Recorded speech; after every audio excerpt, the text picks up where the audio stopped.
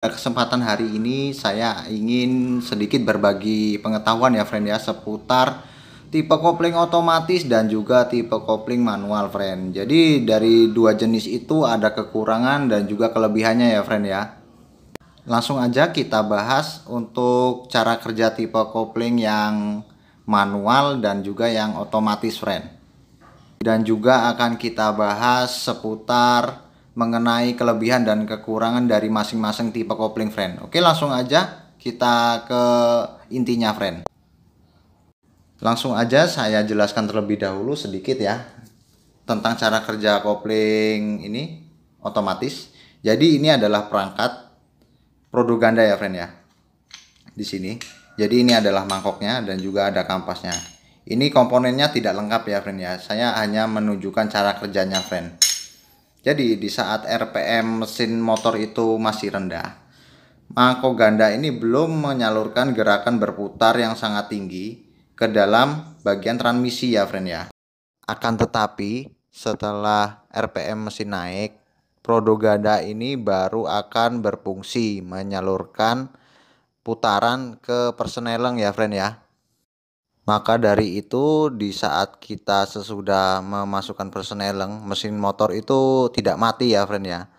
Jadi prinsip kerjanya itu di saat RPM mesin naik barulah produk ganda ini bekerja friend. Cara kerja kampas ganda itu gini friend. Untuk bagian ini, bagian kampas ganda ini dia itu belum ngembang friend, belum menggigit bagian mangkok ini bila mana dalam RPM rendah. Tapi bila mana sudah naik RPM-nya, jadi sambil digas. Nah, bagian kampas ganda ini dia akan mengembang dan menggigit bagian mangkok nih. Jadi di sini bisa terlihat. Nah, ini kan udah kemakan nih. Nah, dia tuh menghimpit ataupun apa ya, mencengkram ya friend ya.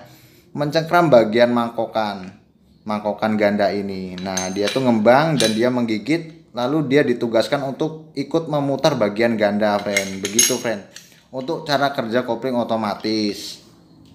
Nah, itu tugas kampas ganda, mengatur ritme dari rotasi putaran mesin untuk menyalurkan putaran tenaga ke bagian transmisi. Oke, semoga sampai di sini friend-friend semua paham ya. Langsung aja kita lanjut ke pembahasan untuk kopling yang manual friend. Untuk kopling yang bertipe manual, rotasi putaran kruk as alias putaran mesin ini friend langsung ditransferkan ke bagian kopling. Setelah dari bagian kopling langsung ditransferkan lagi ke bagian transmisi friend. Jadi bila mana friend-friend mengganti kopling yang tipe otomatis menjadi manual, friend-friend harus mematikan fungsi dari produk ganda ini friend, yaitu dengan cara dilas. Nih ya, dilas. Fungsinya untuk mematikan bagian kapas ganda karena ini sudah nggak kepake tugasnya ya friend ya. Bila mana friend-friend menggunakan tipe yang manual, mengganti tipenya friend.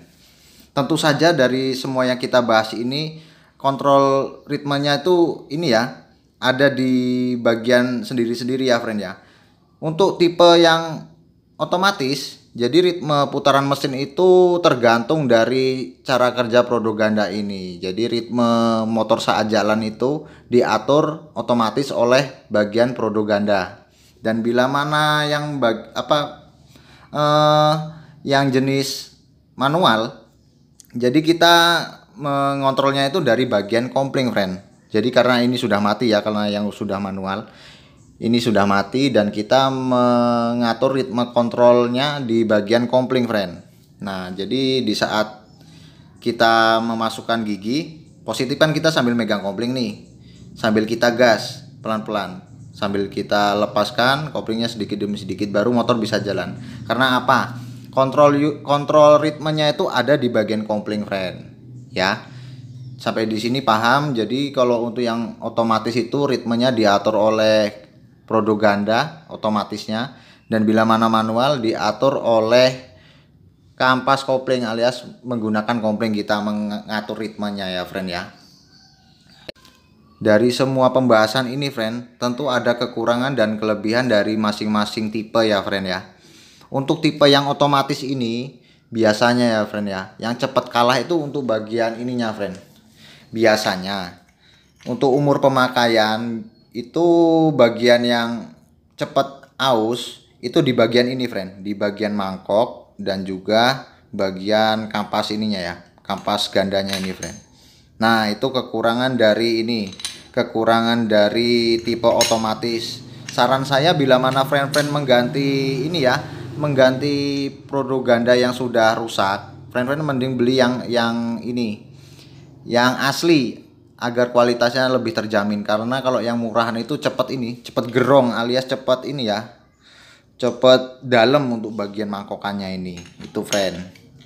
Jadi itu kekurangan dari tipe otomatis.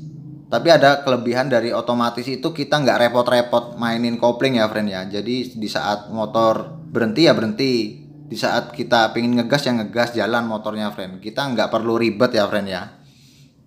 Itu tadi adalah pembahasan yang jenis otomatis. Lanjut kita yang ke manual. Jadi untuk yang di manual ini kelebihannya adalah ini ya, kita bisa memainkan kopling alias ya modelnya setelan anak muda lah, bisa inilah buat gaya-gayaan ataupun ya buat seneng-seneng lah, kita memainkan ritme gitu ya. Itu sangat menyenangkan friend. Tapi di sini ada juga kekurangannya bila mana kita menggunakan tipe kopling yang manual. Jadi karena kita memiliki kontrol ritmenya di bagian kopling, jadi lambat laun pemakaian kampas kopling itu akan cepat berkurang ya friend ya. Itu kekurangannya. Dan untuk kelebihannya ya kita bisa ini ya, bisa memainkan kopling karena itu juga seru ya friend ya. Khususnya untuk anak muda dan bapak-bapak funky ya friend ya. Oke friend, jadi sekian ya penjelasan tentang tipe kopling yang otomatis dan yang manual serta kekurangan dan kelebihannya friend. Oke, dari video ini semoga bermanfaat bagi friend-friend semua. Yang belum subscribe silahkan subscribe agar channel kami makin berkembang. Dan bila mana suka silahkan tekan tombol like, dan bila bermanfaat silahkan di share ya kepada teman-teman mekanik semuanya. Oke, segini aja video pada kesempatan hari ini, semoga